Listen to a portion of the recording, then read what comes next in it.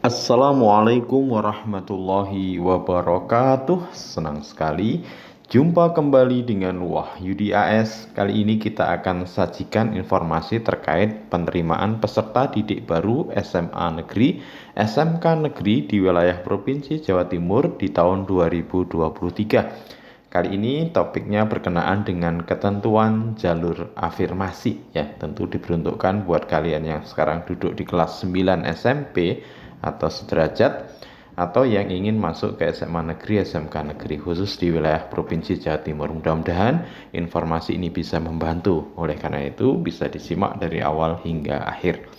Barangkali kalian masuk di kategori ini, bisa diperhatikan ya ketentuan untuk jalur afirmasi ya. Jadi ketentuan PPDB untuk jalur afirmasi ini diperuntukkan bagi calon peserta didik baru jenjang SMA SMK yang berasal dari keluarga tidak mampu dan afirmasi pendidikan menengah atau ADEM, anak buruh dari keluarga tidak mampu dan penyandang disabilitas. Di sini yang dimaksud dengan afirmasi pendidikan menengah atau ADEM adalah peserta didik yang berasal dari daerah 3T ya, terluar, terpencil, dan seterusnya yang ingin mendapatkan akses pendidikan yang lebih baik ya.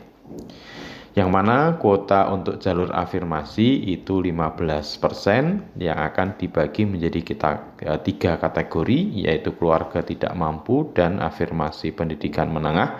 Ini nanti kuotanya 7%, anak buruh dari keluarga tidak mampu 5%, dan penyandang disabilitas itu 3%. Jadi total kuota untuk jalur afirmasi adalah 15%. Ya, ketentuannya sebagai berikut. Calon peserta didik baru jenjang SMA dapat memilih satu sekolah yang dituju dalam zona atau luar zona yang berbatasan. Sementara pada jenjang SMK dapat memilih satu kompetensi atau keahlian di sekolah dalam zona atau luar zona. Jadi ketika di jalur afirmasi, ketika memilih SMA nanti punya kesempatan memilih satu sekolah yang dituju dalam zona atau luar zona yang berbatasan. Sedangkan untuk jenjang SMK, satu kompetensi keahlian di sekolah dalam zona atau luar zona. Tidak ada ketentuan ya luar zonanya. Berikutnya, jalur afirmasi dari keluarga tidak mampu itu dibuktikan dengan beberapa hal sebagai berikut ya. Yang pertama adalah peserta didik memiliki kartu Indonesia Pintar atau KIP atau kartu keluarga sejahtera atau KKS ya. Ini orang tuanya ya. Kemudian program keluarga harapan atau PKH, kartu bantuan pangan non tunai atau KBPNT, atau bisa dibuktikan dengan kartu bantuan sosial tunai atau BST, kartu Indonesia Sehat atau KIS, kemudian program bantuan pemerintah daerah lainnya. Dan terakhir, bisa juga digunakan surat keterangan miskin atau surat keterangan tidak mampu dari desa atau lurah. Jadi untuk kategori keluarga tidak mampu itu pembuktiannya dengan kartu yang disajikan tadi ya. Selanjutnya, jalur afirmasi dari anak buruh. Kalau dari anak buruh nanti dibuktikan dengan bukti keikutsertaan peserta didik dalam program penanganan keluarga tidak mampu dari pemerintah pusat atau pemerintah daerah, serta surat tanda keanggotaan asosiasi buruh yang dimiliki oleh orang tua atau wali. Jadi untuk jalur afirmasi anak buruh ini pembuktiannya dengan bukti keikutsertaan peserta didik dalam program penanganan keluarga tidak mampu dan orang tuanya punya surat tanda keanggotaan asosiasi buruh.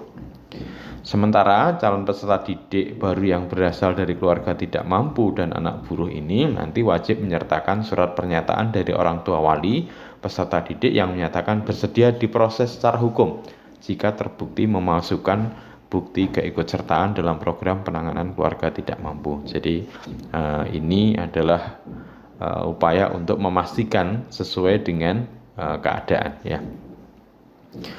Kemudian calon peserta didik baru dari penyandang disabilitas itu diperuntukkan bagi calon peserta didik kategori disabilitasnya ringan ya dan mempunyai hasil asesmen awal.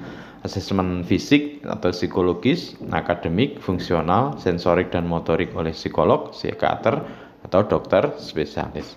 Dan surat keterangan kepala sekolah asal yang menerangkan kelompok difabel siswa serta telah menyelesaikan pendidikan jenjang SMP atau bentuk lain yang sederajat. Jadi kategori penyandang disabilitasnya untuk kategori disabilitas ringan ya.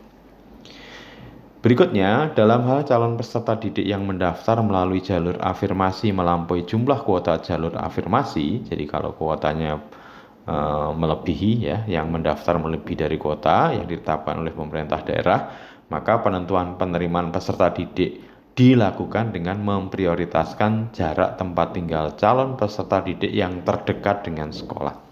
Jadi kalau pendaftarnya melebihi kuota, maka yang lebih dekat dengan sekolah yang diprioritaskan. Berikutnya, dalam hal kuota jalur afirmasi belum terpenuhi, maka sisa kuota jalur afirmasi nanti dimasukkan dalam jalur perpindahan tugas orang tua atau wali dan atau jalur prestasi hasil lomba ya. Nah, itu tadi adalah ketentuan untuk jalur afirmasi. Sekiranya kalian memenuhi di antara ketentuan-ketentuan yang ditetapkan, maka kalian bisa manfaatkan jalur afirmasi ini untuk bisa mendaftar ke SMA negeri atau SMK negeri di wilayah Provinsi Jawa Timur. Terima kasih, mudah-mudahan membantu. Sampai ketemu pada video berikutnya. Assalamualaikum warahmatullahi wabarakatuh.